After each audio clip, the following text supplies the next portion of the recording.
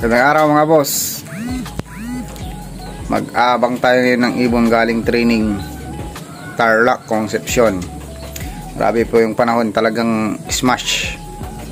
Buti tumigil na yung malakas na ulan, pero talagang walang kaaraw-araw. Mag-abang tayo ngayon ng ibon natin manggaling sa Tarlac, Concepcion. Talagang grabe yung panahon ngayon. Hindi gumanda yung panahon, kaya smash. Ito yung panahon, wala akong araw-araw. At yung mga nagtatanong din sa akin kung nagtutos ako o nagtitraining, basta club training, sinasabay ko ibon ko, rain or shine yan. Kahit smash, sinasabay ko ibon ko, kasi ganun din ang karera. Hindi mo din masabi yan kahit gaano kaganda yung panahon. Merong parting mag-uulan. Tulad ngayon, grabe ang lakas ng ulan. Sana may umuwi sa ibon natin. Malapit na rin kasi ang derby namin sa Alpha, tapos PPC. Shoutout Press Dennis Narbasa, kay Press Jake ng Alpha, sa mga presidente ng club. Maraming salamat sa inyo mga sir. Ito na yung panahon, grabe na, malakas na yung ulan. Pag tumawid ibon mo ng ganitong lagay ng panahon, masasabi ko sa yung sakalam yung ibon mo. Buti hindi nga gaano mahangin, pero grabe yung ulan. Ito yung mga ginagawa ko kasi pag ganitong ulan, talagang nagpapaikot ako ng ibon. Sinasanay ko kung baga, pero hindi naman totally na pag nagpaikot ka ng ulan, uuwi yung ibon mo sa ganitong ulan. Kinaka lang natin yung ibon, parang nilalagay natin sa mindset niya na kailangan niyang lumipad kahit ulan. Ito ay swerte-swertihan lang. Pag ulan talaga, hindi mo talaga masabi yung ibon kung uuwi o hindi. Yung nagtatanong naman kung anong gamot sa mga one-eye cord tapos sipon, coryza. Sa akin antibiotic yun na lang ng pang-ibon. Doxilac gawang FEI. Tapos dahil pag sobra na yung sipon niya, nagtatagal na sa mata, tapos ilong, binibigyan ko na lang ng 0.3 inject sa pitso. Yun po ginagawa ko, kasi kung diretsong sa gamot hindi na kaya, lagyan nyo na lang ng injectable. Tapos pag gumaling na rin yung ibon, dapat paliguan ninyo, kasi hindi gagaling yung ibon kung hindi talaga naliligo. Lalo na pag sipon, kasi nandun sa mga gilagid. Kapit tayo mga boss idol. Ito grabe, lumakas na yung ulan. May mga abangan tayong ibon.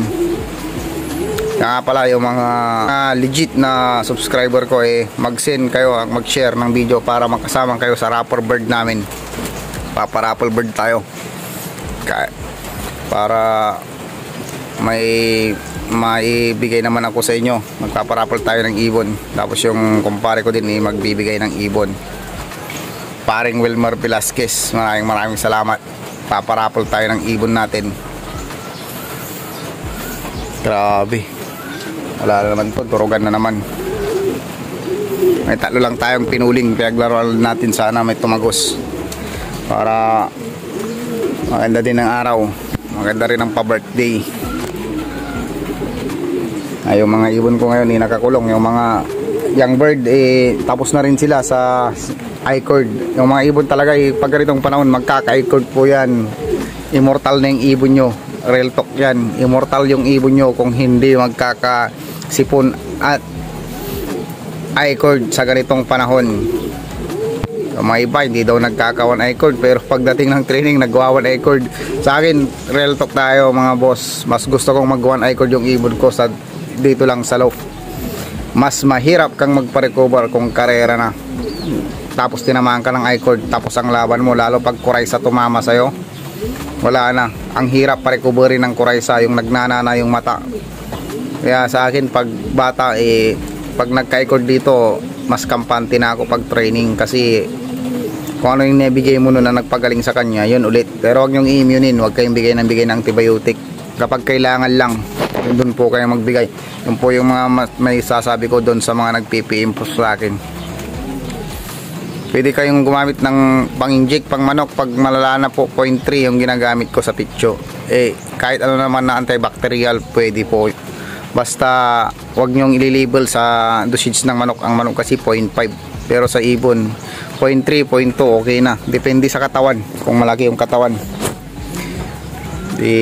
Ang hirap ngayon magpagaling, lalo diretso yung ulan. 2 linggo lang ganito yung panahon sa atin.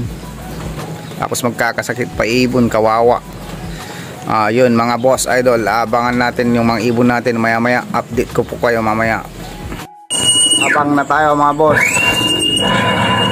Malakas pa rin ulan.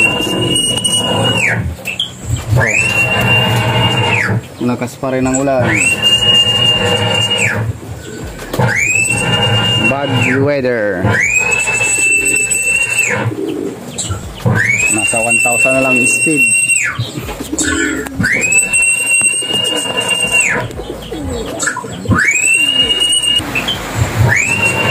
Lalong lumakas na yung ulan.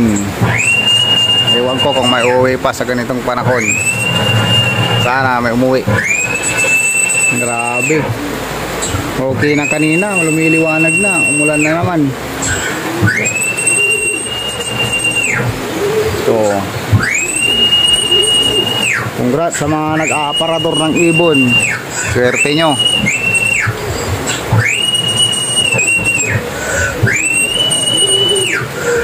May ibon na tayo.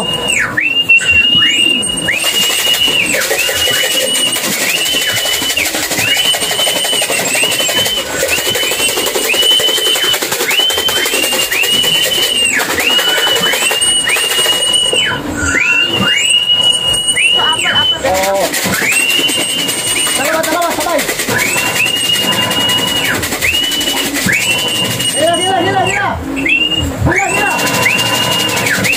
Hila. Bilis, 54. Dalawa, isang bagsak. Bilis. Sige na, bilis. Bilis, 54.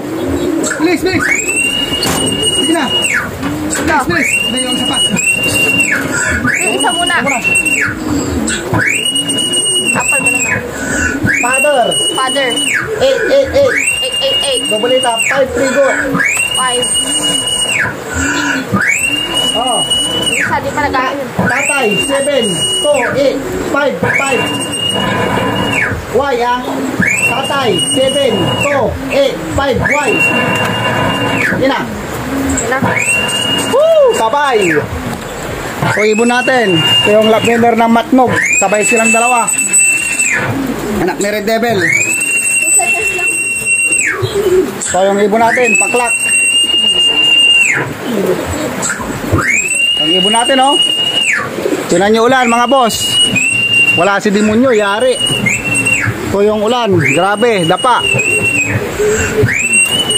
Grabe yung ulan, lakas. Kanina pa itong ulan, bago binitawan, ulan na. Ganda, hawakan mo nga ito. Pasara ko pa ito. Kala ko si Kwan lang.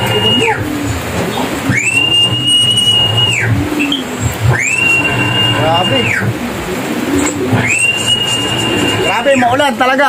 Wasang basa na. May isa pa tayong inaantay na nakapuling. Sana umuwi. Sabay yung ibon. Pero marami silang kasabay. Ilan na speed natin, ganda?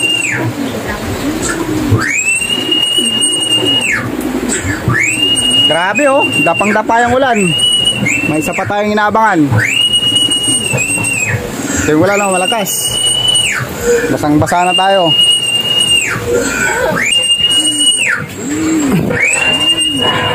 Ito yung paklak natin. 11 na kaming nag-clock sa 100 plus na pooling, 147.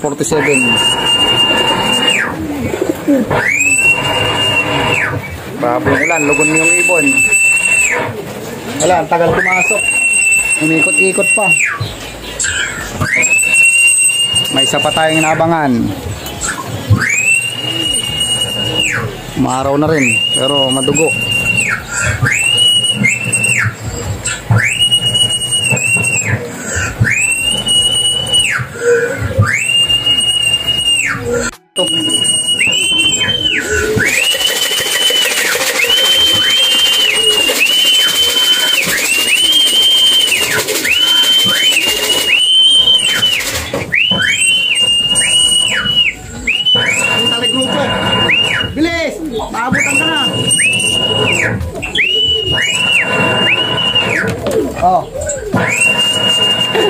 3. 3. Hindi, father. 3. 8. 7. 3. W. Ulit dito. 8. Hindi, 3. Tama. Okay na. Kasi tinawag pa. Siguro pa. Nakamali. Father, 3, 8, 7, 3, W. Yan ang mga training natin. Okay lang. Isang bagsak, training. Putik, hindi sila nabasa. Grabe yung ulan, hindi nabasa. Ano yan? Kakalak ko? Wala lang to, training lang to. Sabay-sabay oh. Nandito si Bulldozer. Grabe talaga grabe yung mga to. Yung mga panabla. Sila yung hindi nabasa.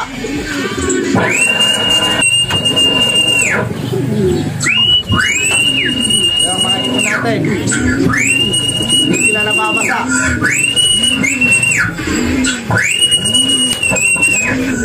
Ito yung mga ibon natin. Okay na. Andun si Bulldozer. Okay. Iwala mo na din sa taas. Ito yung mga ibon natin, oh. Ito yung pinakabata dito, lugon na lugon. Ito rin, pag-entry ng PF. Ito, magaling. Hindi nabasa. Grabe yung ulan. Ito yung mga ibon, oh. Ito, anak ng champion to. Itong mga panabla tong mga to, sila pa yung hindi nabasa.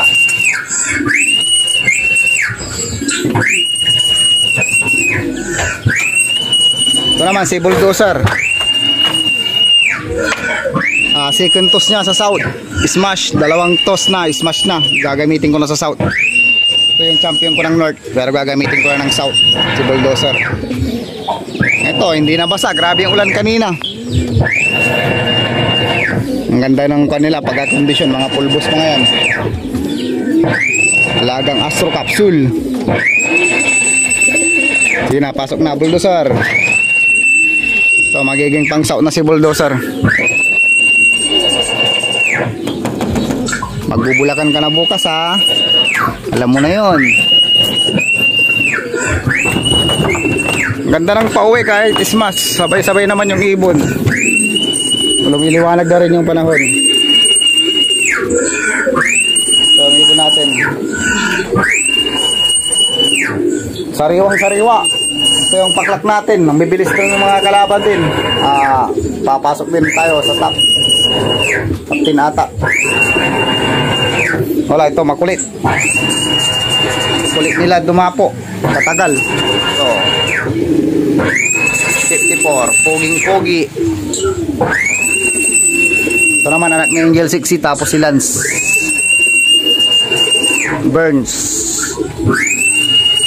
So galing sila sa ulan ha, mga boss. Galing sa ulan to mga to. Sinukod nila yung training ng ulan. Ito talagang kuan, hirap to tapag ulan. Pero pag good weather, inaasahan ko to.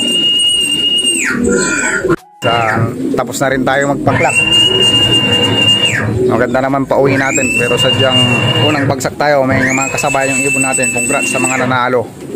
Pero yung ibon natin sabay-sabay. Kaya ito yung magandang ibon.